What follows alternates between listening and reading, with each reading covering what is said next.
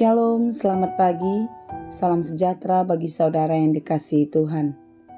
Apa kabar saudara? Doa saya semoga saudara tetap baik dan selalu di dalam penyertaan Tuhan. Sebelum kita melanjutkan aktivitas, marilah kita mendengarkan dan merenungkan firman Tuhan. Biarlah Roh Kudus menerangi hati dan pikiran kita, sehingga firman Tuhan bekerja dengan leluasa mengajar dan menuntun kita, serta memberi hikmat bagi kita untuk dapat melakukan banyak hal yang baik dan menyelesaikan segala pekerjaan di dalam takut akan Tuhan. Marilah kita berdoa. Segala puji syukur kepadamu Tuhan, untuk kasih setiamu yang menyertai kehidupan kami. Sampai hari ini kami merasakan betapa Engkau sungguh baik kepada kami. Engkau menjaga dan memelihara hidup kami di hari-hari yang telah kami lewati. Dan kami pun percaya hari ini dan bahkan hari-hari kami ke depan, Engkau pun akan selalu menyertai dan memberkati kami. Ya Tuhan, tuntunlah dan ajarlah kami senantiasa, dan kami akan terus belajar di dalam firman-Mu untuk dapat hidup menjadi lebih baik seperti yang Engkau kehendaki. Bukalah hati dan pikiran kami, mampukanlah kami Tuhan untuk mengerti firman-Mu. Dan biarlah Roh Kudus mengajar kami untuk kuat dan tetap taat di dalam melakukan firman Tuhan di dalam kehidupan kami. Kami mau mendengarkan firman-Mu. Berfirmanlah Engkau, sebab kami telah siap mendengar. Kasih karunia dan damai sejahtera dari Allah Bapa Tuhan kita, dan dari anaknya Tuhan Yesus Kristus dan Roh Kudus, menyertai saudara sekalian. Amin. Firman Tuhan untuk kita pada hari ini yang ditetapkan menurut Almanak KKBP Senin 5 Februari 2024 tertulis dalam kitab Zakaria 1 ayat 3. Dalam bahasa Batak Zakaria sada ayat 3 demikianlah dikatakan. Alai dok matunasida songonodo hatanitu Jehovah Zebaot. Saimulak mahamutuau ninna Jehovah Zebaot. Asamulak au Tuhamu ninna Jehovah Zebaot. Sebab itu katakanlah kepada mereka, beginilah firman Tuhan semesta alam. Kembalilah kepadaku, demikian firman Tuhan semesta alam. Maka aku pun akan kembali kepadamu, firman Tuhan semesta alam. Demikianlah pembacaan firman Tuhan. Saudara yang dikasihi Tuhan, bagaimanakah pengenalan kita kepada Tuhan? Bapa yang mengasihi kita, yang menolong kita, bahkan yang rela mati untuk menebus dosa-dosa kita. Apakah kita sungguh-sungguh menyadari bahwasanya pengorbanan Yesus Kristus di kayu salib sebagai bukti cinta kasih yang begitu besar kepada kita? Saudaraku yang dikasihi Tuhan, seperti apa dan bagaimanakah besarnya cinta kasih kita kepada anak-anak kita? Apakah kita rela mengorbankan apapun untuk menyenangkan hati mereka? Memberi apa yang mereka perlukan? Memberikan pertolongan di saat mereka membutuhkan perhatian dan lain sebagainya. Saya rasa tidak ada orang tua yang menginginkan kematian anak-anaknya. Tidak ada orang tua yang menginginkan kehancuran anak-anaknya.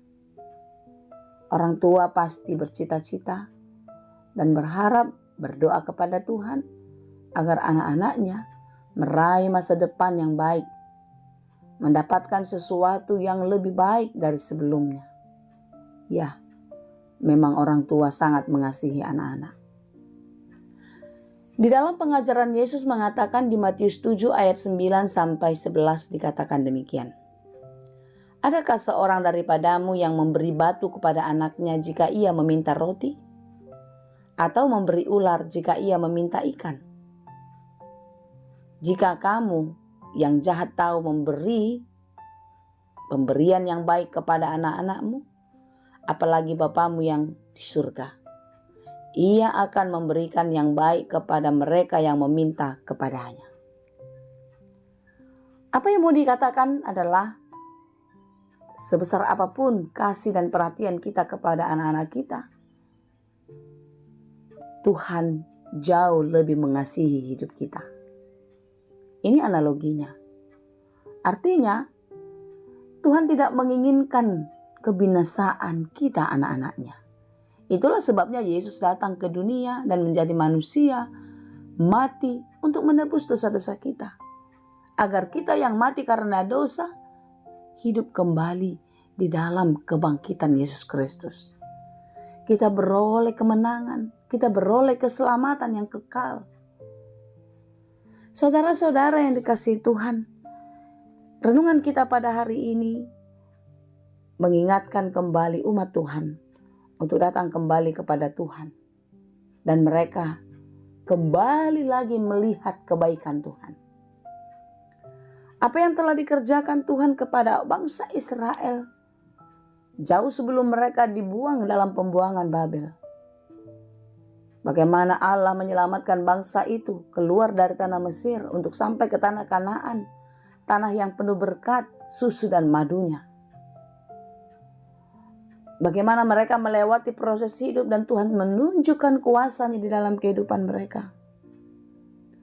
Terus dan terus Tuhan selalu mengharapkan bangsa ini mengingat kebaikan Tuhan dan tetap percaya kepadanya. Saudara, mari kita belajar dari renungan kita pada hari ini. Bagaimana Allah begitu mengasihi umat-Nya dan terus memberikan kesempatan dan membuka kesempatan untuk mereka kembali dan bertobat. Sampai hari ini pun Dia tetap Allah yang sama, yang tetap membentangkan tangannya, membuka kasih-Nya kepada kita untuk menerima kita di dalam segala keberadaan. Hari ini kita diingatkan dan terus diingatkan oleh pesan firman Tuhan. Kembalilah kepadaku, demikian firman Tuhan semesta alam, maka aku pun akan kembali kepadamu.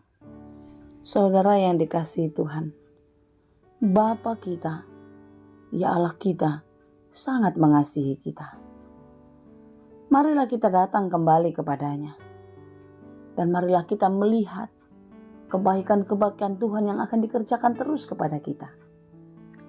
Dalam Mazmur 103 ayat 13 dikatakan, seperti Bapa sayang kepada anak-anaknya, demikian Tuhan sayang kepada orang-orang yang takut akan Dia.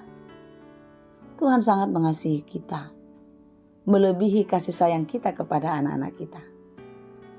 Jika kita mengasihi anak-anak kita, itu ada batas waktunya, ada batas kekuatannya.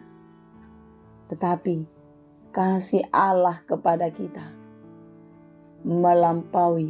melewati semua batas-batas yang ada di tengah-tengah kehidupan kita.